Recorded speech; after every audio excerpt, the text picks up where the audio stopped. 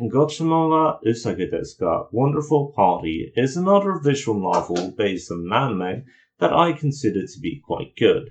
It manages to capture the same feeling as the anime and has a nice slice of life story with Kokua first making a birthday party for Chino, and after this, depending on the choices, one of the other girls gets inspired to make a Christmas party, and you follow that girl as she works on figuring out how to make a Christmas party that everyone will enjoy. Just like the anime, it's a moe slice of life, and it has some quite childish elements. So I just recommend it to people who already like the series. Now, for the gameplay part, there's a short minigame in the common route where you need to give the right kind of coffee to the customers. While at first this is just a charming minigame, I do think the problem is it being put in the common route. So the thing is that, well, every time you go through the common route, you'll have to go through the minigame. And so to get to the different character routes, you need to go through the same minigame over and over and over again.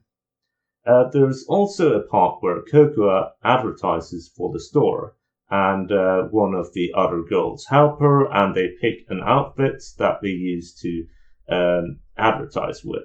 Now, depending on the characters and the clothes, you get an event. However, you need the same character and the same clothes multiple times for this event, and outside of looking up guides, you can't really know which character has an event with which clothes. This, of course, is made worse by the previous minigame because this is also set in the common route. My rant on that aside, it's generally a good visual novel, and while I might have ranted a bit about the gameplay element, it's not too bad as long as you follow a guide, so in general, a quite nice visual novel. Data Live Rio Reincarnation is the only one of these that has an official English release. Myself, I read this in Japanese before the English release was announced though. This visual novel consists of 3 parts, the first one being Utopia, the second one being desu install, and these 2 were originally released on the PS3 individually. And then there's Rio Reincarnation, which is a kind of extra of the story that ties them together. First off, Utopia. This here, I would say, is probably the best visual novel based on anime that I've read. Not the best visual novel I've read, but among the ones I'll talk about in this video, the only real competition in my opinion is Nisekoi Yomari, where I don't really trust my own judgment. The routes had good comedy, and the visual novel has fantastic art by the original artist of the light novel. And the romance is also pretty well done. Overall, it's just a really good visual novel in my opinion. The endings and romance was handled a lot better than what I find in other visual novels based on anime. If you've read it and you found the endings not that satisfying, well, compared to typical mid to long length eroge, it might not have as much romantic development as you're used to, but it's far more than what these titles typically offer. The gameplay system is also quite easy with an easy to navigate map system and quick bad endings after just a wrong choice. The general story is, in my opinion, quite interesting, and they do a good job building towards the true end. So, overall, a really solid visual novel. Desu Install is, in my opinion, a step down in terms of enjoyment. Now, the start of it I really liked. I'll go into a bit of a spoiler, so be warned, by the way. In the start, they set up this plot with a full-dive VR version of My Little Shido, which recreates their whole town, but replaces all of the characters with AIs. As some problem happens and all of the girls go in replacing their characters in an attempt to figure out what's going wrong. So basically all of the main girls, as well as Shido, are the real characters in this game, while all of the other characters are just AIs. Now, in this VR version of My Little Shido, all of the girls are put into convenient roles like transfer students or Yoshino for some reason being a new teacher. I think this was a quite fun way to set it up, and it puts the character in a lot of unfamiliar situations. Unfortunately, this isn't really that important as the main bulk of the interactions happen in essentially a dream within the VR game caused by an original heroine for the visual novel called desu. This does create a lot of interesting fun scenario that works nice for fan service moments. Not that kind of fan service. Never mind. The problem I found with this, though, was that within these dreams, they didn't really have their memories and they were molded to fit the scene. And as such, these events didn't really work that well in building the romance between the characters, and as such, it felt really weak on the romance front. Still, the fan service scenes were nice and the art was good. The comedy was also good in my opinion, so it's still a good visual novel, just not as good as the first one in my opinion.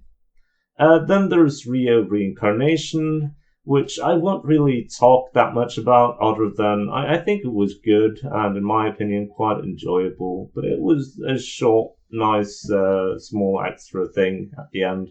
New game, the challenge stage begins at some point during the first season of the anime, after Nene has joined as a debugger.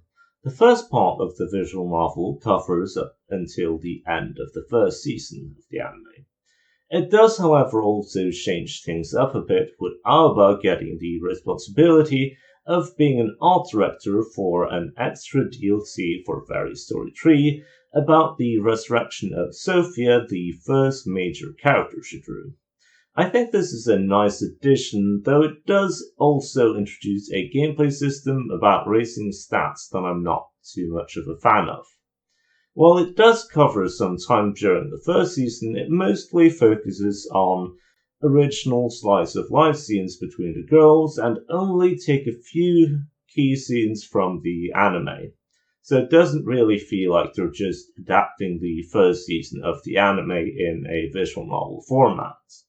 As for the scenes themselves, I found them quite enjoyable, and I think fans of the anime would enjoy them. Then there's the second half, which covers a small trip the company is having after having completed Fairy Story 3. Based on the choices so far, you'll go into one of 8 routes, with 4 of them being trips to Hokkaido and 4 of them being trips to Okinawa. This is basically the same type of setup as OVA episode 13, but while some of the routes in Hokkaido might take some inspiration from this OVA, the main bulk of it is original stuff. Each of these routes, in my opinion, has a bit of a feeling of a somewhat long OVA, with each of them focusing on one of the characters. While I don't think it's quite as good as I found the anime, I did enjoy it quite a lot and think it's generally quite good. One thing I would like to point out though is that when it comes to the background images, there were some laziness.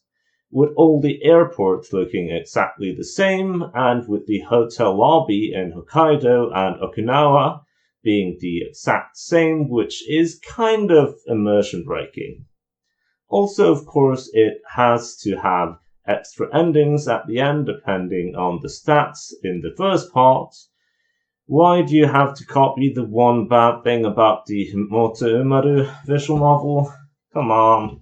All good things can't last forever. When it comes to visual novels based off of anime, at some point you will reach the garbage. Now, this plastic memory visual novel is riddled with problems, but let's just begin with the start. I won't really be able to talk about this one without going into major spoilers for the anime, so yeah, spoiler warning. Remember how I said New Game the Challenge stage doesn't just feel like a retelling of the anime in a visual novel format? Well, this one does. So, it starts off with a low-effort retelling of the anime plots where it goes through all of it in a slow fashion with extra padded out inner monologue just to make things a bit slower. Most of the CGs are just art taken directly from the anime, basically just screenshots from the anime, and there's a complete lack of confidence with major emotional moments just being scenes taken directly out from the anime. If this wasn't bad enough, there are also some scenes that have been removed, and those are all of the scenes where the main character is not in the scene. So that means a lot of the key scenes with Ayla are just removed.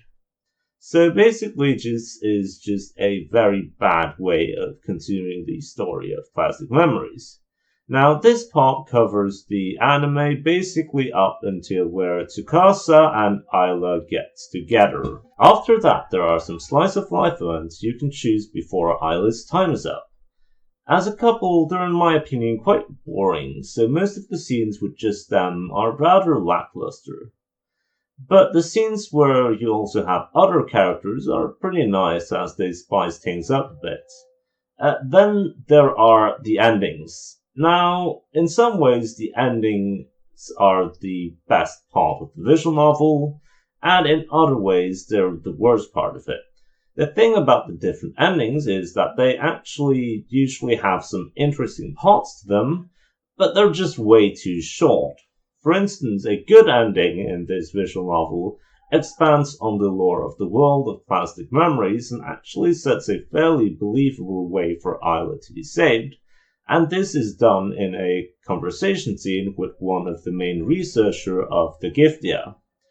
Then, after the short conversation, you just get the credits, a time skip happens, you get 1 or 2 lines of dialogue, and it's over. And yeah, it just feels really annoying because they actually put up interesting things and then they basically end it before they actually bother telling a decent story with it. So it just ends up feeling like a waste of actual good ideas.